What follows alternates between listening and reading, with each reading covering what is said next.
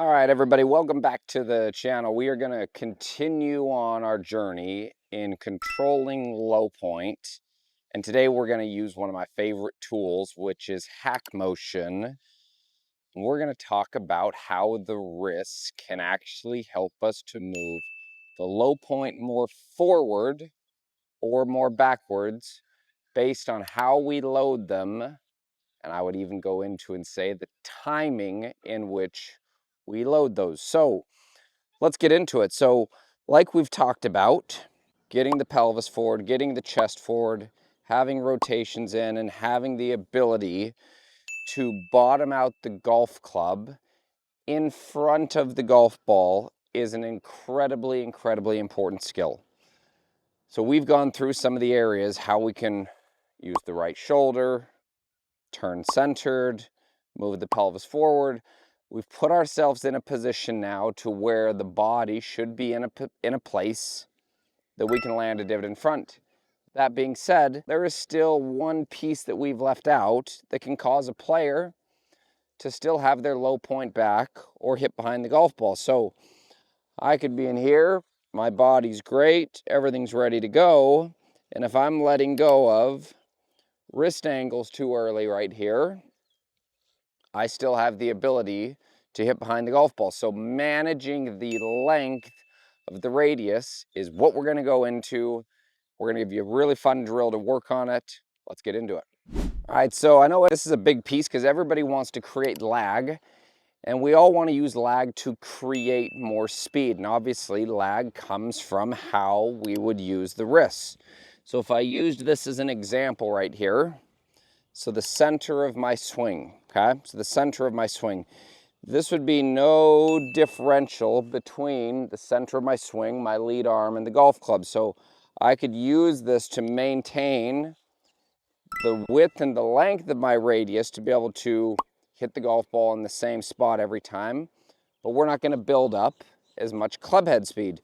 So the greater the angle that we have the ability to produce right here between the center via how the wrists work, this is kind of this would be our stored up energy that we have that we're able to transfer and unload into the back of the golf ball. Now, some players on tour do it incredibly. A lot of amateurs, we struggle with this quite a bit, and here's one of my theories behind it and why I think this can be a difficult place. I see for the player that struggles with this, a lot of times what they have the tendency to do is they get on to what I would call too much of a short arc or an early wrist hinge here. So I'm a believer, the earlier that we create wrist hinge or the earlier that we create angles, those angles want to get thrown. They want to get released. That's their job, is to create angles so that we can unload angle to create speed. And so we see the player that creates a lot of this early angle, like we can see right here on Hackmotion. I have a ton of extension here in my trail wrist, which we're going to use as our demonstration. We get all this extension in here by about P3, and come P4 we start seeing this right wrist want to unload. I think a big reason for it, and how we can also relate this to the low point, is because of the timing in which we do it. Now let's take somebody complete opposite end of the spectrum that smashes the golf ball. Let's take Bryson. So if we did this, if we took the average, if we took our amateur that's trying to create lag, that is creating all of their angle right in here, and they get up to about P3 and they're maxed out, and by the time they get to P4 we see this little bounce and they start to throw it. I think a lot of it could be, not necessarily, but could be due to the timing in which we're actually loading that right there. Now we take a guy like Bryson. Bryson basically has everything the same, almost everything the same here to P3. So all of the angle that we're seeing created here with Bryson, so if we watch my right wrist here, I'm starting off in basically 0 degrees of flexion or extension, okay? By the time I get to P3 right here, I've got 2 degrees of extension. Now all of my angles are going to start loading from 3, so now I'm at 50, 4, now I'm at 60, to 5, I might be at 65 plus degrees right there if we're using a tool like Hackmotion to measure the amount of backwards bend or extension in the wrist. This would be a thing that the golfing machine would call float loading, okay? Something one of my mentors also taught me, Andy Plummer. So from here, I think we can turn this into a really cool low point drill, and we can also use data like Hackmotion to be able to measure how much we get into at the top. They've got a 3D piece as well that you can see a graph where everything is actually, when are these positions being created, or when are we actually loading the wrist conditions. And being able to use data, seeing a graph, comparing it on video, I think can give us the ability to say we're doing something right, or we could do something a little bit better. And then we obviously have the golf ball right there to be our judge. So here's how I would start with this. We're going to start off with just a half shot. We're going to swing it back to shaft parallel to the ground. I might even encourage you to start with more pressure forward so that we can take out one of the variables of low point. So if you watch what my wrists are going to do right here, I'll do this really slow for everybody to see. So I'm going to keep everything the same to shaft parallel, and I'm going to start to bend my right wrist backwards, which from down the line you can see is going to start to position the golf club angularly behind me. So I'm creating more angle here now with my trail wrist. I'm also creating angular angles differently with my lead wrist. These are going to look different based on what type of grip you have. If you have a stronger grip, it might be more extension and a little bit more radial. If you have a weaker grip, it might be a little bit more flexion. Okay, so we're going to see differences out of the lead hand, which is why I wanted to do this more so with the trail hand here. So we're going to swing it back, shaft parallel, bend the wrist back. You can see how far forward I was able to land a divot right there. We'll do that again. So I'm going to swing it back to shaft parallel, keeping everything together. Pressures forward, bend the wrist back, and we can see how I'm landing that divot in front. This would be the very first place right here that I would start. It's going to feel weird if you've never actually transition loaded the golf club before.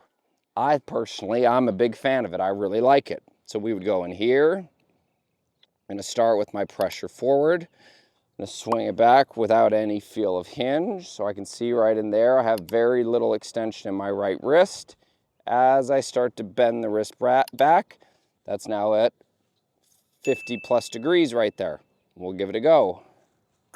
There's my feel. We'll land it in front. So like that was a really solid struck golf ball right there. And I can see at impact, I had 19 degrees of extension in still.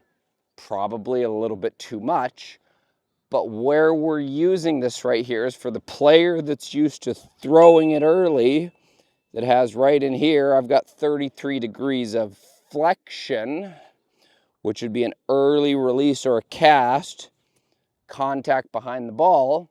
This is a really good drill and a really good place to start. I like putting the emphasis a lot of times into how the trail wrist moves. I think it's an easier discussion for everybody that's watching this video so that we can relate to it at home, because we all probably have different grips. So I would start off at that length. My next length, same thing. I'm going to start pressure forward so I can put all of my attention into how I'm bending the right wrist back, the trail wrist. Go pressure forward. I can see on Hackmotion I haven't added a lot of extension to P3. I'm going to bend it back. That's now 50 plus, and then we'll let it go.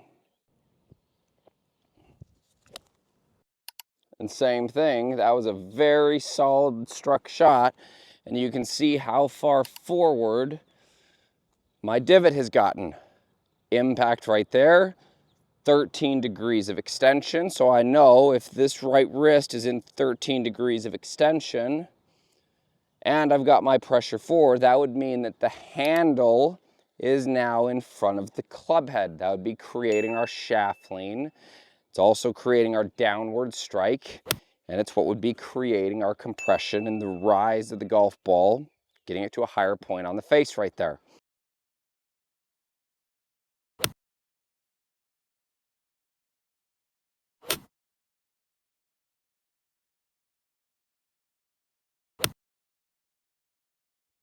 Now, this is a drill I think you can start to actually use, and you can start to put into what your full motion is as well. Start off at these paces right here where we're going.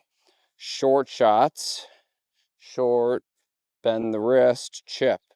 Swing to lead arm parallel, bend the wrist, chip. Take it all the way back, bend the wrist, and then let it go.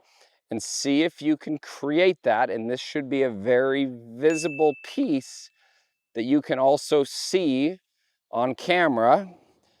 If you're watching the angle right here between my forearm and the wrist, you can see how this is starting to get greater. Here's the piece to really check on from down the line. We are looking for this to be more angular. This is almost on, we'll just say for an easy math right here, 45 degrees. This is 90, this is 0, right in the middle. What we don't want to see this do is pull down, straight down at 90. Otherwise now we're going to have to start to choose one direction or another. And it's probably going to have us either pulling shots, chunking shots, or thinning shots. So make sure from down the line here when you're doing this, bend the right wrist back angular on this 45-degree line. That would be more of what our look would be. And using a tool like Hackmotion can be really beneficial. So here's our last part of the series, controlling low point, managing the radius, using Hackmotion, and the timing in which we're actually creating our set in our wrists and how that can help us to land a divot in front of the golf ball, increase our compression, maybe even give us a boost in speed. Give that a go. Let me know if you need anything. We'll see you next time.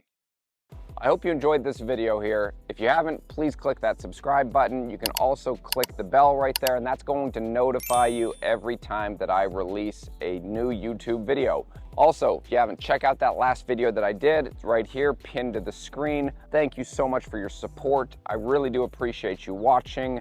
If you have any questions, any comments, please leave those below, and I will make sure I get back to each and every one of you. So, thank you again. Appreciate your support. We'll see you next time.